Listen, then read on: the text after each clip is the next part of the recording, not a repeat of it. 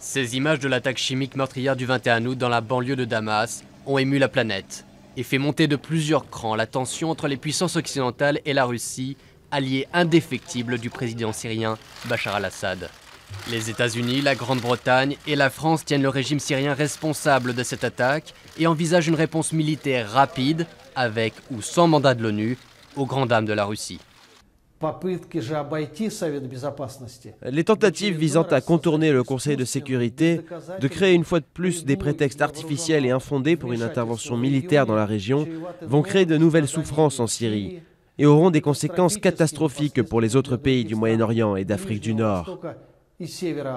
L'utilisation de la force sans l'aval du Conseil de sécurité des Nations Unies est une violation grave du droit international. Le conflit en Syrie a fait plus de 100 000 morts en près de 2 ans, mais la Russie n'a jamais cessé de soutenir son allié, recours à son veto au Conseil de sécurité de l'ONU, invocation du droit international, accusation contre les rebelles syriens dans l'attaque chimique. Tous les moyens sont bons pour montrer sa fidélité à ce régime autoritaire et le protéger de toute ingérence étrangère.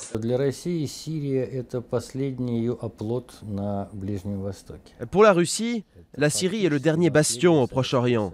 C'est son héritage de l'époque soviétique. Bachar el-Assad est le fils d'Hafez el-Assad, qui était un grand ami de l'URSS. Et après la chute de ce régime, la Russie n'aura de fait plus de partenaires stratégiques dans la région. La Syrie, à laquelle Moscou vend des armes, accueille la seule base militaire russe de la Méditerranée. Et surtout, la Russie n'a toujours pas digéré les interventions étrangères en Irak en 2003 ou en Libye en 2011, qui ont fait perdre de gros contrats économiques et son rang de puissance majeure au Moyen-Orient, une région cruciale pour ce grand producteur de gaz et de pétrole. Mais les moyens de Moscou restent limités. La Russie n'est pas en mesure de soutenir la Syrie, que ce soit militairement ou par d'autres moyens, seulement via les négociations, via les mots et via le vote au Conseil de sécurité de l'ONU, qui va cependant être ignoré. L'intervention en Syrie sera une preuve de faiblesse de la Russie. À ce stade, la Grande-Bretagne a déployé 6 avions de chasse Typhoon à une centaine de kilomètres des côtes syriennes, alors que 5 destroyers américains équipés de dizaines de missiles de croisière Tomahawk croisent déjà en Méditerranée.